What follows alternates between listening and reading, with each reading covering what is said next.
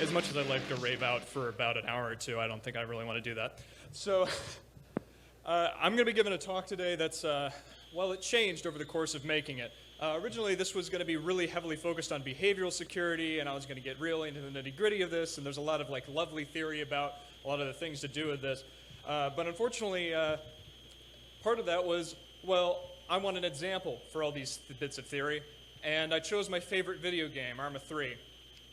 And then I started finding exploits in it, and then I kind of started steering the talk to something a little bit more fun. So someone was kind enough to tell me that I probably should actually tell you folks where I'm going with this. Don't want to waste your time. So first off, I'm going to give way too many disclaimers. There's really going to be way too many. I will get through them as fast as I can, but it's going to be what it is. Broader context. What I wanted to originally frame the talk as. And basically the kind of idea, the framing, the way you can look at this and hopefully gather something useful out of it. Don't get me wrong, a lot of you in this room may not learn something new, but at least you'll be entertained. I'm going to teach you a little bit about ARMA so you can at least understand what I'm going to be talking about. I understand this is not a familiar game to the majority of the people in the room, so that is quite all right. And I'm also going to be bringing back some exploits that far predate me, which is amazing. They're still around. They still work. And of course, I'm going to be looking towards the future a little bit. And this is going to get back out into that broader context of the things that people don't think about that ruin everything. And then why, all the way back out.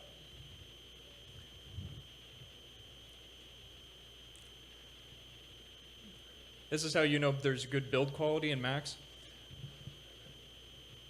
So, disclaimers round zero. There's going to be a lot of rabbit trails on this. I will not follow all of them all the way down. There's going to be a lot of underappreciated and kind of clever ideas, and I will get a little bit into them, but not very far. It's kind of what it is. There's also going to be a lot of really niche considerations that I'm going to have to explain, which is why there's a ton of rabbit trails. I wish I could do without them. More importantly, though, there's going to be a lot of really grand and interesting concepts that I do not have the time nor the capacity to dignify and explain with any amount, so they're going to get cut short, and there's another disclaimer. So all of the opinions and statements made in this presentation are mine, not Cisco's. Cisco did not pay me specifically to pursue this research, especially what's directly in this presentation, and the assumption that a corporation would directly bring engineers to go things and hack things that are not directly in their financial interest is kind of ridiculous. Isn't that right, Talos, folks? Stay awesome. So, there's also going to be guns and violence. I keep it minimal as I can, but if I'm going to show you what it actually does in game, it's going to happen up here. This is not to encourage cheating. Please. You are shooting yourself in the foot, both literally and figuratively. You play video games for fun, so as soon as you stop making it fun, it stops being fun. You ruin it. No pubs were harmed in the making of this. I worked with some folks within my organization, Black Widow Company, to keep this stuff in-house for what stuff we needed to actually test, and the rest of it was done entirely on a dirty net. And not everything in here is a complete POC. I'm sure Travis Goodspeed would probably hit me over the head with a journal if he was here, but he's not. Other things, I am not on the dev team. I cannot give you perfect information. A lot of stuff I have is based on public accounts, public record, things the devs have said. So I guess you're probably wondering at this point, why am I even qualified to talk on this? So that's where my life went. I wish that number was still accurate. For those of you who don't want to do the math, I've been working at Cisco for a little under a year. I've been playing this game for a little over a year in 40-hour work weeks. No, not all at once. I've been playing it for about 6 years. But let's get back in the broader context. What did I really want to give you this talk about? This is where we get into those grand and interesting concepts. Hats off to Thomas Dullian.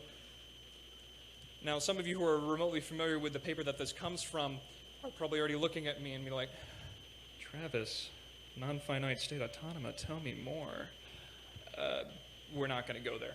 Period point you really need to understand is that if something is complex enough that a single human being cannot understand all the inner workings of it, guaranteed, no one understands the inner workings of it. That's how the facts rolled out. And even worse, as soon as you start getting more complex, the boundary And this is a really good quote, because this quote is directly true, in my opinion, is that as soon as you get beyond a certain boundary, it is exploitable, and people do not appreciate where that boundary is. It is very low. Now, there's the other part of this, which is behavioral. And this thing I'm not going to be able to give you answers for. I don't think anybody can give you answers for. It's how do we take code that we want it to do, not even the requirements. I'm not even talking about the checkboxes. I'm talking about what is this thing and what do we want it to do? And when we're done writing it, how do we avoid getting it to end up like a tomato with edge detect? It is not a thing that is solvable. I do not believe it ever can be solved. And frankly, you tell me a better word than behavior for what this is. This isn't just about what it can do, it's about what it ends up doing. So part of this, and part of the reason why I go down this, is the best way to look at this is an industry that cares more about behavior. Now, I gave this talk just a little while ago, Cisco Internal, and really the core of it was, hey, even Cisco doesn't care about behavior that much. We don't believe in behavior anywhere near as much as some of the other industries do. Video games are a great example. The entire gaming industry is behavior. As soon as you get something that does not behave like it's supposed to, the game is ruined. The entire core product is a behavioral artifact, so to speak. And it's $26.7 billion in just the multiplayer market of that. And that's ballpark at best. That's outdated.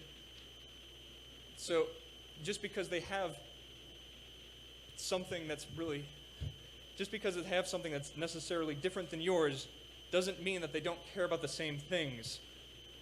They have basically the same amount of threat actors. They basically have the threat actors going after the same things, which is disruption, causing money, producing money in any way possible. You exploit it, you sell the exploits, you get money. And the always third, for the lulls, the kind of underappreciated one, which is really unfortunate.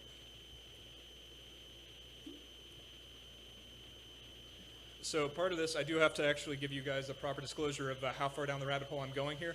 Let's say this is the entire video game market. I know, it's a lovely graphic.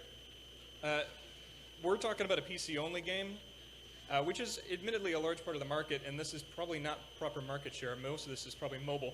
But this is a military game. This is a sandbox simulator that's pretty large, and it is full scale and incredibly slow paced. So this is really kind of a small part of the market. Of that, though, this was made specifically by Czechs who have a decommissioned tank. This is an incredibly small part of the market, and I did just so little research on this graph. But the important thing is, and I'll bring this in the end, ARMA3 is the core of the market, clearly. I don't think you could take those devs and make them any happier. Other part that we have to talk about and just have in the back of our minds the entire time here, because part of this in video games, you don't need a reverse shell to ruin it. You just need to ruin the experience sometimes. And people will pay for a performance, even in the smallest bit. It is kind of amazing what gaming considers an advantage.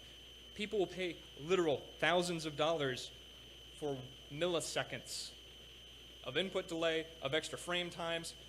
They will push it to the absolute ends. So if you get something that gives you an advantage in the milliseconds, it is worth thousands of dollars. Imagine how much you would be worth if you can get it in the seconds range. And welcome to the high visibility black market. I did not have to go very far to get this advertisement to pop up. It's around everywhere. I wasn't even in a hacking forum. So just before everybody falls asleep and or gets lost in their heads, here's a good crowd exercise. Here's the Call of Duty peer-to-peer hosting model per Call of Duty 4 and Modern Warfare 2.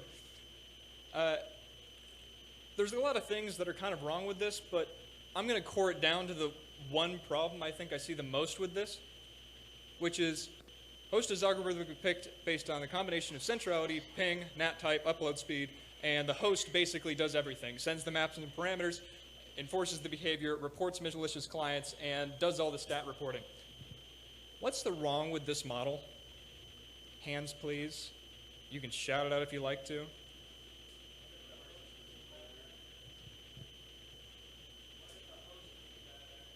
What if the host is the bad actor? Yes, this entire model is based entirely around the security of the host. If that host gets compromised, you are completely SOL. Centrality. You're always close to somebody. Amazing how peer-to-peer hosting works. NAT type. It's just checking if it's open. It's checking if it can actually just host. You get that done, you're good. And then the other thing is the upload speed, which is reported. It's not even a good estimation or a good guesstimation. Just pretty much the box has a rough idea of how good its network is and then decides to report that up for matchmaking. And this is a function of the ping and host speed. So imagine you compromise your PlayStation or your Xbox and you tell it it has 100 terabytes of upload speed. You're the host every single time. It's amazing how that works. And so this is naturally a problem. If you're wondering why Call of Duty did not use this same model for PC, it's because of this. As soon as the host broke down, there was nothing left. So Call of Duty on PC was necessarily on dedicated servers, which leads us into the other problem. You can't really do that anymore. You can't depend on purely just the host security and how hard it is to break the box to save you. As soon as you start getting into modern games, it's going to be multi-platform because you have to make more money that way. And guess what? More money, more problems. Thank you, Biggie. Also, you want it to be multiplayer because that's like a standard now, supposedly, of every single game. It kind of has to be multiplayer. And furthermore, it has to be moddable. So a lot of games, especially ARMA, the core, almost all your content comes from mods. Skyrim, folks, you know what I'm talking about. If you don't have this, and especially Holy Grail, if you can have both of these at the same time, what could go wrong? So this is where I have to give you guys a little bit more. Now you understand already that ARMA is a very military game. It is often the pigeonhole simulator land, but you do have to understand a little bit of its background. The company that made this game actually made proper military simulators used by the Army, Marines, and Navy of the United States, and probably a number of other countries as well. I don't really want to do the research on all of it, but you do need to know that the virtual battle simulator that they released, it ended up turning into the consumer version of ARMA Cold War Assault, and Virtual Battle Simulator 2, which was a great upgrade way back when. It's almost 10 years now. Ended up turning into ARMA 2. So naturally, when VBS 3 released with a brand new engine and deformation and all kinds of other stuff, ARMA 3 was made out of BBS 2. Thanks, guys. Whenever you want to get around to fixing that, that'd be great. There's a lot of inherited quirks from this, though, because the environment of a do-it-all-in-house military simulator, well, it doesn't really carry over into consumer products. I got to give all the props in the world to people, whoever decided to start moving this engine over and try to lock it down, because the idea for this was it was going to be on a closed network for some military personnel who were doing training, so you don't have to worry about the network, you don't have to worry about the internet, you don't have to worry about hardware, and, well, because it's, a military contract, we're going to check all those boxes, and we're going to make sure that they definitely have everything coming to us, and we have everything they need. Yeah, that's great, except nature of proprietary things. No one else is looking at it, which brings in the other fun. This does have to be entirely on PC per its origin. They're not running PlayStation 3s in the simulator section of military bases. That's not a thing. There's also going to be a lot of surface area. Now, let's talk about all those features. This game has voice over network, custom maps, join in progress, dynamic scripting. It's amazing. Mind you, on the scripting, yes, it has its entire own scripting language, which can be passed to clients dynamically, joining middle of the game. I don't know how much of this was in the military product, but I know for a fact it was all of this and more. And yes, how open is the scripting language? Very. You've got basically everything you need here. You've got can suspends, you've got sleep statements, you've got the ability to check whether or not you're on a dedicated server. You're able to do remote execution onto other machines. Yeah, what could possibly go wrong there? Brings us lately into ARMA had a lot of problems with script injection. It's funny how that works when you have a dynamic scripting language and you can cause execution directly on other clients within the game normally. people start abusing that and start doing it abnormally pretty quick. Thankfully, Biz has gotten pretty good at doing a lot of this, and they've actually built a lot of protection in. Again, not perfect information, but they are able to actually get a pretty good sandbox around all of this. I have not heard of any reports of people breaking out of the sandbox in any meaningful way to be just executing whatever they want on machines. But nonetheless, they've got other protections in there too. So they actually do have BattleEye working with them as well as a completely independent watchdog program to basically pay attention to the core files, check things around on the machine itself. One of the things disclosed by the developers is back pretty early on when they had a lot of people cheating, hackers would produce tools and then sign those tools. Because if you're a notorious hacker, you want it to know it's yours.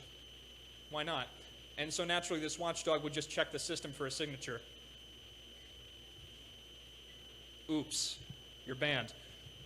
There's also a lot of really kind of cute things, like basically the core trying to self-maintain and make sure that you're not messing with it. I can't get too far into that because I don't actually know most of how it works. But I do know how illegal action detection works, which I think is a fantastic feature and should be honestly in more games and more obvious in more games. Basically checking on the server side, hey server, I just walked through a wall. Server says, no you didn't, that's a wall. How did you know? That's not how that works. And unfortunately, in this case, I'm pretty sure this is entirely done with just ray tracing, so if you decided to walk through a crack in the wall, the server would do a quick ray trace and be, oh yeah, you're good. It does some other stuff later on and tends to catch you doing that despite that, but it doesn't do it immediately, and a lot of games just don't do it, period. So it's a lot of steps in the right direction. There's also a lot of things that just prevent you from exploiting this game in general. The packets are proprietary encoded. We actually, to my knowledge, I don't think anybody knows what the encoding is currently, which is a good sign. The server is an absolute arbiter in all cases. The server basically determines whether or not something really works. The server also confirms all the client states. And this means every single file you join the server with is going to be hashed and then checked with signatures in the full works. And this includes the mods too, which means you can actually join the server with mods and have it be validated, which is great because we rarely ever play the game vanilla. The server also has some level of script detection injection. Again, shaky public knowledge, but it does make sense. If the server has a rough idea of how many scripts it's going to have and what it has in memory, there's no way it's going to see something new come in that it's never seen before and be like, yes, that's very legitimate. I should totally accept that. It doesn't. It just outright rejects it and then probably kicks you off and bans you. Also, the client has auto-destruct.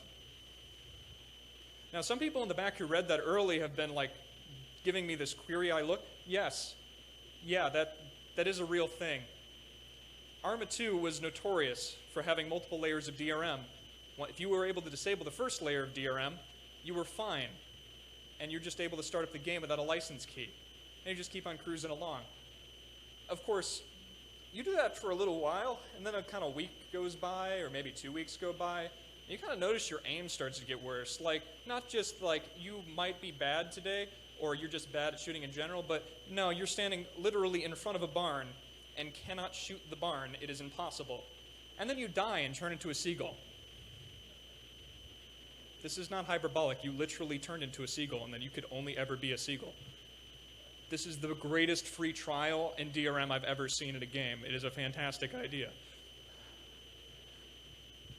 There's also the people barrier. Unfortunately, because a lot of this game on multiplayer is going to involve other people playing the game, they're going to see what you're doing, and they know roughly what's legitimate and what isn't. So if you're going to do something, you better be tricky about it, because there's a lot of stuff to prevent you from doing nonsense. There's kind of a slow pacing inherent in the game, so people are going to see things, and they're going to go the extra mile. If reporting you on a forum takes 5 minutes, cool, you've been playing the game for about 3 hours, so that's nothing. I'll just hide in a bush for a bit real quick. There's also various mods, plugins, and licensed scripts. Infinistar, shout out. They do a pretty good job of actually checking stuff in more specific environments to prevent people from doing stupid and silly things. Almost entirely private dedicated servers means that there's always a server admin and an admin team who cares very deeply about you not being on their server. And also it's full of really technical people. And I'm not just, stroking my own side here. This is seriously actually quite ridiculous. This is the quick reference for the controls. Now, those of you who are shy on counting, this actually isn't even all the controls in the game. This really is like just the most used ones in all of 3 categories. And they actually intended for you to cut this out and like have it on a little flip thing, so you could have it like in front of your keyboard and then change it out. Because that's totally a thing you need to be doing in life and death scenarios, is reaching off of your keyboard, flipping the controls, and then squinting your eyes to try and figure out what's going on. Now, mind you, this gets worse with mods. A pretty common mod called ACE, the Advanced Combat Environment, adds about another 20 controls on top of this. Now, mind you, you don't need all of these controls to play the game, but that does bring our total number of controls above all of the controls for Emacs. We play this for fun. A notoriously terrible for new people, script editor or code editor or general editor should not be your standpoint for what is fun.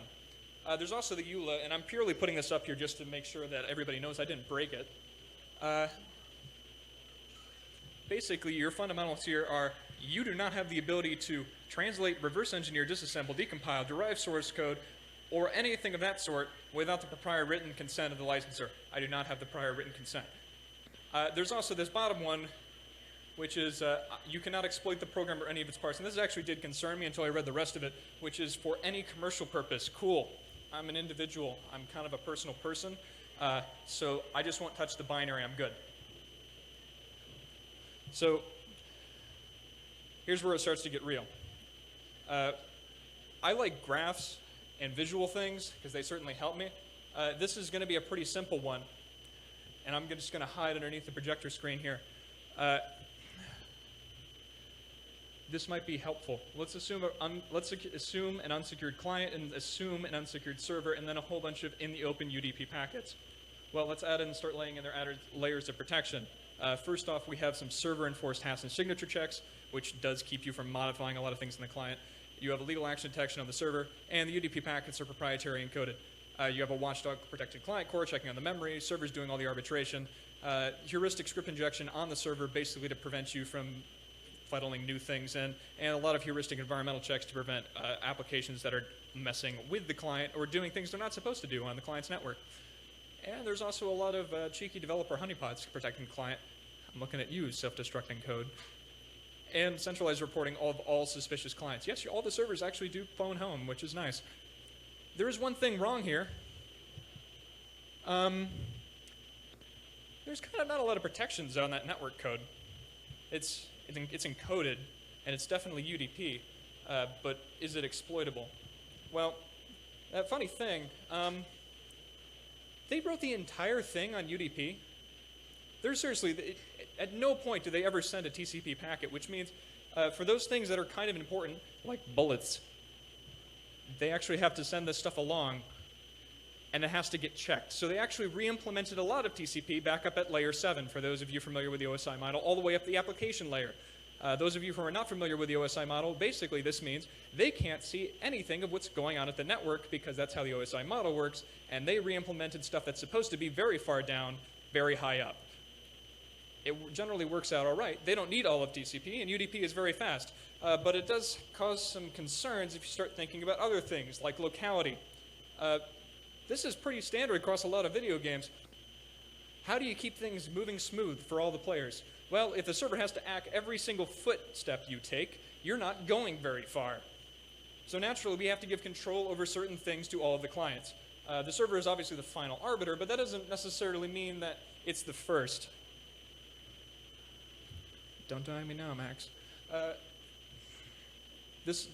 There's also kind of an issue here with best effort fairness that falls out of this. And to illustrate that, I present to you the bullet time problem. You're going to have to forgive my drawings. Let's say on your client, a guy comes in between two walls. You shoot at him, and you hit him. Good job, you. Unfortunately, on his screen, he's already gone behind the wall. He's completely clear, and you're shooting thin air. What happens? Server has to decide. Server has to decide in about less than half a second because anything more than that would be ridiculous.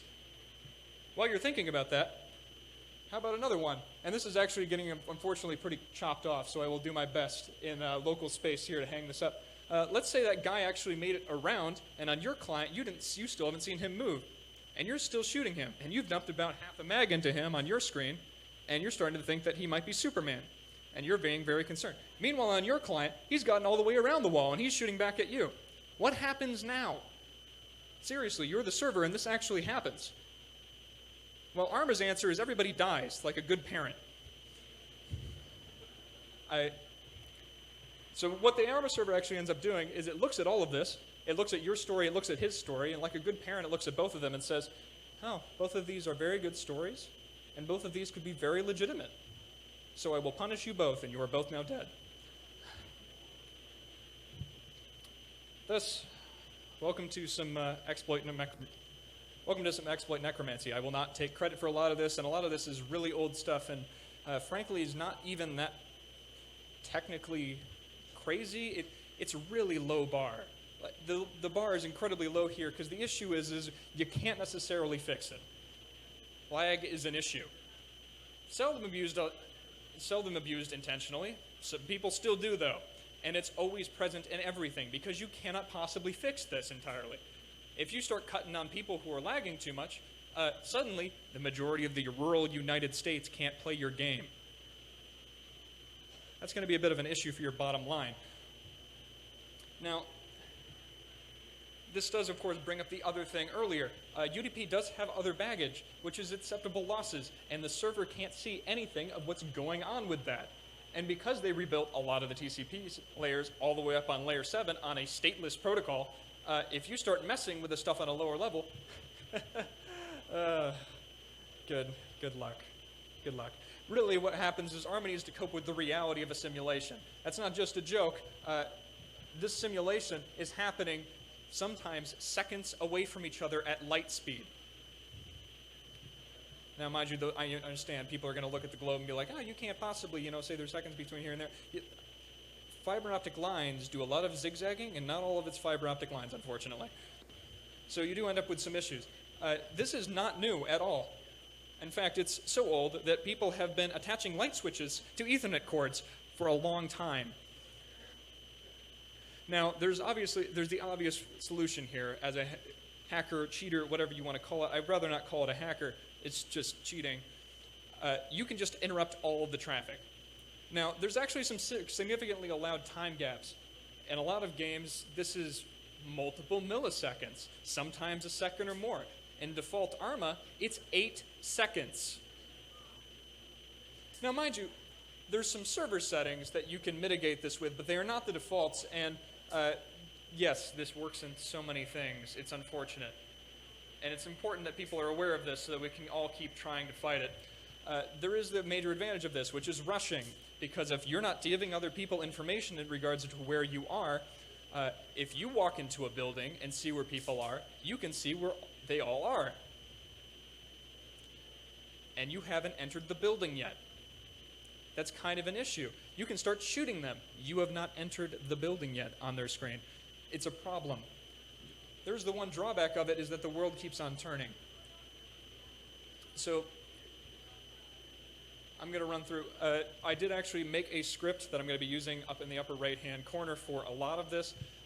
This is the server telling me where it thinks I am, and is a script that is entirely running on my private server, just so that, we can have solid confirmation of this. So as long as I'm walking down the street, I give both updates and position updates. And if for some reason I were to generally stop sending the server information,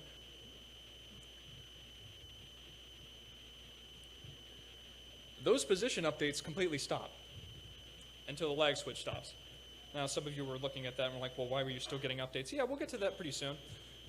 I did not record this perfectly. But this does bring in the interesting problem, and that, especially in the default ARMA settings, you can kind of just cruise by hostiles that are going down the street and basically be the invisible man. It's really unfortunate that this is the thing you can do in the default ARMA just willy-nilly. Now, mind you, lag switch does not fix everything, and as is about to become immediately clear, if you don't have good gunplay or you're recording this at 3 in the morning, you will still die even if you're point blank range away from somebody, because when the server starts talking back, it changes how you're doing. For a more obvious example, if you decide to walk out in front of some folks and they were moving before you turned the lag switch on, it's amazing the good parent ARMA is, who informs me very quickly that I already have 3 magazines worth of bullets in my stomach and I cannot continue to exist. Mind you, I did shoot them all in the head, so they're dead too. This is a problem. It gets worse. So this is probably the immediate idea that you come up after this of like, well, you know, it's important for me to know where they are. So if I can just not tell them anything and, you know where they are at all times, I become John Cena. Now, this does, you can do this more or less on a Windows firewall, but it really doesn't like doing this. And that's probably just Windows being Windows. But if you can see them move and they can't see you move, this should be ideal. Should. We'll get to that in a quick second, but first of all, I have to address this. This is the more modern iteration of your family lag switch. This is a foot pedal for you folks that can't see this very well. I kid you not, this is actively being sold on eBay. Mind you, these are not the brightest of people doing this. When I said this was a low barrier to entry, I was not kidding. Cut the outbound signal on the Ethernet cord. That's not how the Ethernet protocol works. This is still cutting both directions. If you can't act a frame, you don't get another one. Also, a nice gift for your gaming friends or family, play with your... Now, hold on a minute. What kind of person do you gift this to? Hi, Steve. You seem like a horribly, horrible gamer who can't, do well on their own and is kind of prone to cheating. Have a lag switch. Merry Christmas. Please, just no. But in the general case, you can really do a lot with this, especially in ARMA and especially on the default server settings. Even if you're a bad shot and recording this at 3 in the morning, you can really just walk into the middle of hostiles and with clever use of the lag switch, be generally pretty A-okay.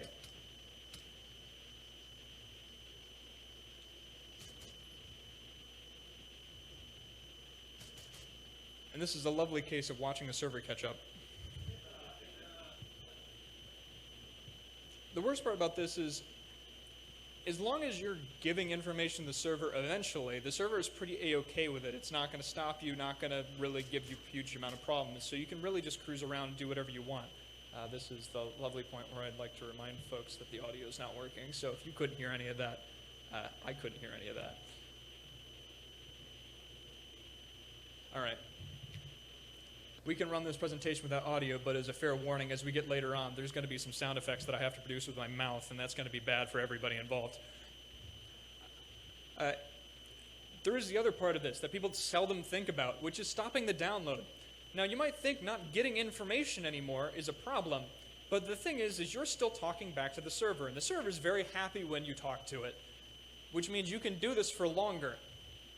And of course, you can do the other fun bit of this, which is basically client telling the server, well, what do you mean they're not there anymore? I shot bullets at them.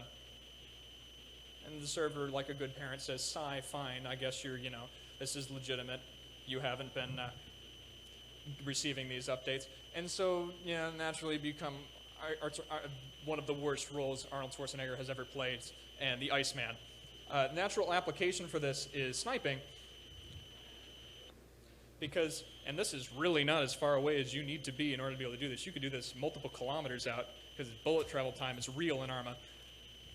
But when the server catches up, suddenly a dead body appears.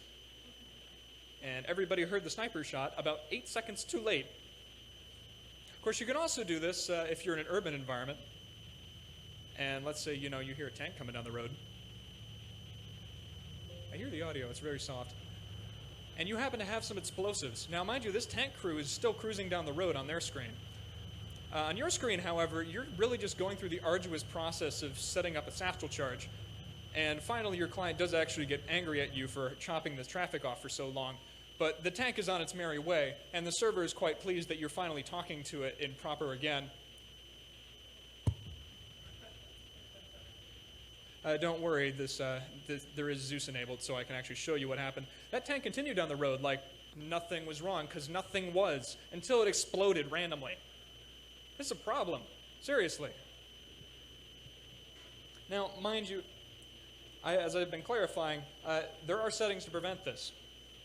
In ARMA version 1.56, I love you, Bohemia, and I love you finally giving us this granularity, but it's a little bit late.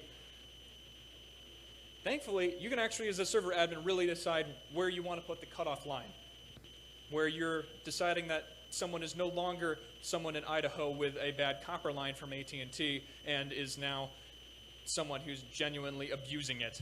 So you can set things like the disconnect timeout, how long of just no traffic and send, do we just outright do an action, either kick you or log you silently, how much desync, how many individual updates are not acknowledged by the client, the maximum ping, everybody knows what ping is hopefully, and the maximum amount of packet loss, how many packets are lost before the server basically says no. And again, these are all definable actions. You can silently log people, or you can kick them, or you can instantly ban them.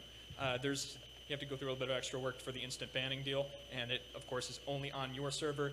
But you can always report this stuff on to the publisher later on, and if it's particularly rampant, losing game copies over this is definitely a thing that can happen. So, obviously, people are curious what the previous example looks like when the server's cracking down. Now, I left the lag switch running a little bit long on this one, but I'll tell you at which point the server has disagreed with my existence. Unfortunately, you guys can't see it because this is a little bit short, but there is a yellow chain that appears on the very corner that did not appear in any of the other previous examples. That means the server knows that I'm not doing this right. Or rather, the client knows that the server knows that I'm not doing this right. I'm long disconnected before anything happens, and it immediately freezes and I can't do anything. ARMA does a pretty good job once you actually give it the right settings. So obviously this brings up the other question of like, okay, well there's other things you can do without knowing what the network traffic is, like replay attacks. And this was pretty bad in some of the Call of Duty games. Did I say one grenade? No, I meant 100 grenades. Here you go, server. You said the first one was valid, so the rest of these are probably valid too, right? Thankfully, you can't do this in ARMA, although it is, in our understanding of the model, very difficult to detect on the small scale. It is very difficult to do this because you actually have to be able to read the packets, and every single one of them is both enumerated and checksum. So if you start messing with it, it's not going to work out great for you. Now, mind you, you could do this with, figuring out what the source code and the networking. No biz. No, we're not looking at the source code. Just go away. It'll be fine, I swear. So naturally, if we're not able to look at the source code, if we want to do anything remotely more complex, we have to actually start pulling apart the network traffic. Anybody vying for blind packet analysis? No, I'm not getting any excited looks. This is a graph purely on just bitmap. If you can't see anything important in this graph, good. Neither did I. This was very disheartening. But if there's any propaganda in my field that has told me anything, it is that offensive security says you must try harder. Now, I was gung-ho about this. I actually wanted to find something, so I hunkered down, I grabbed some caffeine. I was ready to cook at this for multiple hours at a time, and of course in my hubris I'm professional, I can totally knock this out in a day. So I went back to Wireshark, and no, I did not spill Legos on my Wireshark, and this is really what's going to kill me. There's a whole bunch of colors here. I'm going to have to use my hand for this because this just barely doesn't go the length. Everything is redacted out in this, but there's a lot of colors on the far end of the length field here. All you need to know is that everything that is the same color is the same length. There's a whole bunch of length 24 stuff. I'm almost entirely certain that these are the acknowledgement packets being sent either client to server or server to client. But there's a lot of other stuff. And if you're noticing here, for those of you who can barely see it, there's a lot of blue up there. A concerning amount of blue. In fact, there's barely a mix of color diversity in here at all. How little diverse is it? There's really not much going on here, is there? So this is moving in a server, and of course I look at this and I'm immediately filled with both disappointment and glee because this is going to make my job incredibly easy because there's only really 3 types of packets that are coming in at any degree of massive frequency. And as soon as I cross-reference that with what you're doing idle in server. Yeah, there's 2 of these bars, if the Mac can hold up, that are very, very, very suspicious. I now have a 50-50 chance to catch all of the movement packets. So yeah, I'm totally connected, and you're missing some of my packets. Say it ain't so. How does the server react to this? About how you would expect, because it doesn't violate any of the existing server-side checks. Maximum ping, well, I'm still connected, and the ping didn't change. Maximum packet loss, well, let's see. My movement packets outbound versus 30 to 60 other people on a server. And did I mention that there's updates for everything, including vehicles, bullets, and falling rocks? Literally anything that happens on the server has to make it to the clients. So what ends up happening is you can do this borderline endlessly. I'm going to give the course example here. This is what happens when you walk out of a building towards AI and ARMA, and they know what you're doing, and they can see you, and they can drop you immediately. They're very vigorous with their firing. But if you're doing this and blocking movement packets, you really can just crawl out, and if their positions changed, you would see it, and you'd be fine, and you can really do just about whatever you want to do. Now, I'm short on time here, so I'm going to be cutting off the tail end of this talk, and we're going to be quickly breezing through a lot of the simpler stuff, which is all right, because I won't have to give many. But basically, as soon as the server finally does catch up, your explosive starts on its timer and then goes off. Now, mind you, there's a more obvious case here of why are you using explosives? Just show me what you can do normally.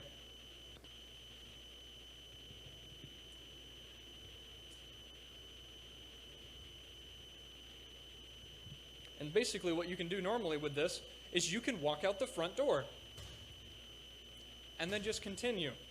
Now, the main important here, and unfortunately this is going to eat a ton of time, is because the main problem here is the length of time you can do this for and have the server acknowledge everything you've been doing. Because, mind you, you're still talking to the server. The only thing the server isn't getting is your movement packets. So all of those shots were registered with the server. The server is just curious where you were when you shot them. So when you tell the server, everybody dies. Mind you, this already has been disclosed to the publisher. They have already gone through and fixed this. There's another thing you can do with this too. Gunfire was of a stable length. Surprise! If you can keep people from knowing that you're firing bullets, it's really hard for them to shoot back at you or know that you're shooting at them.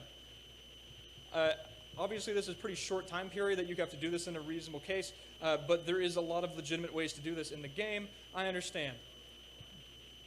But you can still do it. And all of these packets were very discrete, and they're very long classes. So back out to the bigger picture, and I understand. I'm going to cut the bottom part of this talk off, so unfortunately you don't get to know a ton about where we go out from here.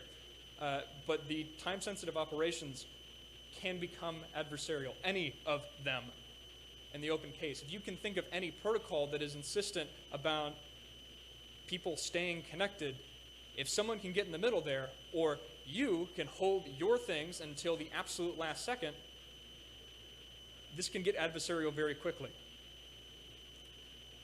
Also, just because dropping specific messages is unusual doesn't mean you shouldn't have to account for it. This is Ben getting back out into the blue side of this. Maybe you need to write the code with a lot of exceptions and a lot of checks. Network is hard, but you have to do it. And there's also the other problem of this, which is you don't have to be a state actor to manipulate traffic. Everybody in this room ought to know this, and I'm sure a lot of people do. So the brief, because I've been given the flag already, the rest of this talk is purely based around the idea of messing with parameters, the itty-bitty little things. I'd love to give it, but I'm out of time. So the fundamental here is basically changing things that you thought didn't matter, like these small subparameters that never get edited in the game, like mass and orientation and center of mass. There's a lot of terrible things you can do with this, but that's where I'm going to have to leave it. So, any questions?